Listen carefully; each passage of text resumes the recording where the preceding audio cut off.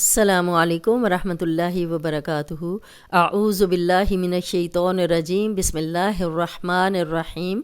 ربی زدنی علما۔ سورۃ ملک، اور آج ہم کریں گے 19ویں آیت۔ 18 تک ہم لوگ کر چکے ہیں اور امید ہے کہ آپ کو اس کی سمجھ آ رہی ہوگی رولز کی۔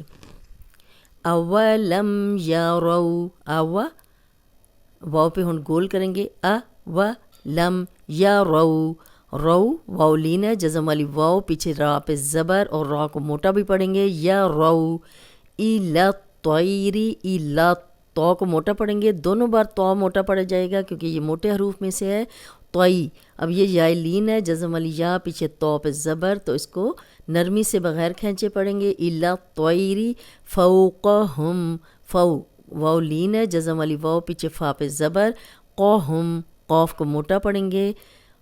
صافات و یعقوبید، بید، اب صاد کو موٹا پڑھیں گے لیکن اس پہ کھڑی زبر ہے، کھڑی زبر کے بعد شد والا حرف آ گیا ہے۔ آپ کو مدات یاد ہوں گی کہ حروف مدہ اور کھڑی حرکات کے بعد اگر شد والا حرف آئے گا تو یہ 2 حرکات سے 6 حرکات لمبا کریں گے ان کو۔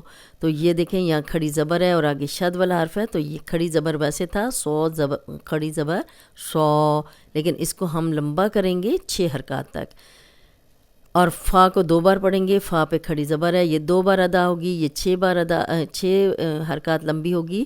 آگے تنوین ہے اور تنوین کے بعد واو آ گیا، حروف حلقی نہیں ہے تو یہاں ہم غنہ کریں گے، اور غنہ ناک میں تھوڑی دیر آواز کے ٹھہرانے کو کہتے ہیں۔ بغیر ناموں کے میں کرا رہی ہوں، اس لیے یہاں پہ میں کوئی نام نہیں لوں گی، آپ نے صرف یہ یاد رکھنا ہے کہ نون ساکن اور تنوین کے بعد حروف حلقی آ جائیں یا لام را تو غنہ نہیں ہوتا، باقی ہر حرف پہ غنہ ہے۔ یہ تنوین ہے، آگے واو ہے، غنہ کریں گے۔ وَيَعْقُ، اب یہاں پہ قوف پہ جزم آ گئی ہے، قلقلہ ہے، ہلا کے پڑھیں گے۔ وَيَعْقُبِيدٌ، بیدن۔ اب دیکھیں یہ بہت مشکل ہو جاتا ہے جب ایک آخری حرف پہ ہم نے جزم لگانی ہو یا جزم لگی ہو اور پچھلے پہ بھی جزم ہو، تو پھر دونوں کی آواز آنی چاہیے۔ ما، الف مدہ ہے، 2 حرکات لمبا کریں گے۔ یمسکوہن، یمسکو، اب نون پہ شد ہے تو جب بھی نون پہ شد ہوگی تو ہم نے غنہ کرنا ہے۔ غنہ ناک میں تھوڑی دیر آواز کے ٹھہرانے کو کہتے ہیں۔ الا الرحمن، الر، اب لر، اب 2 شد اکٹھی آ گئی ہیں، دھیان سے اس کو پڑھنا ہے اور را کو موٹا رکھیں گے۔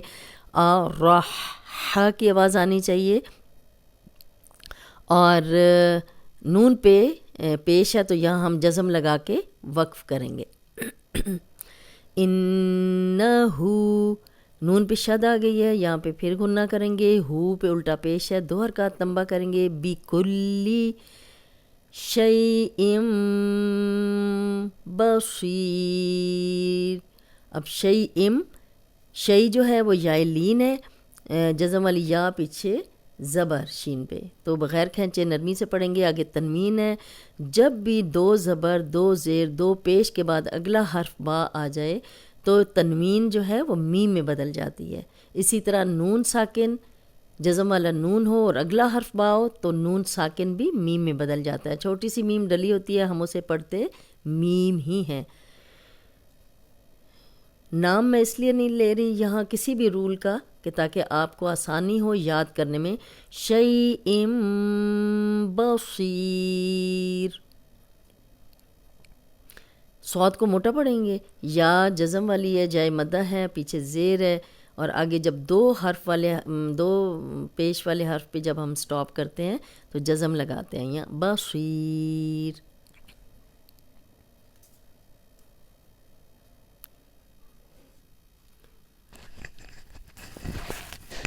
اولم یروا الی الطیر فوقہم صافات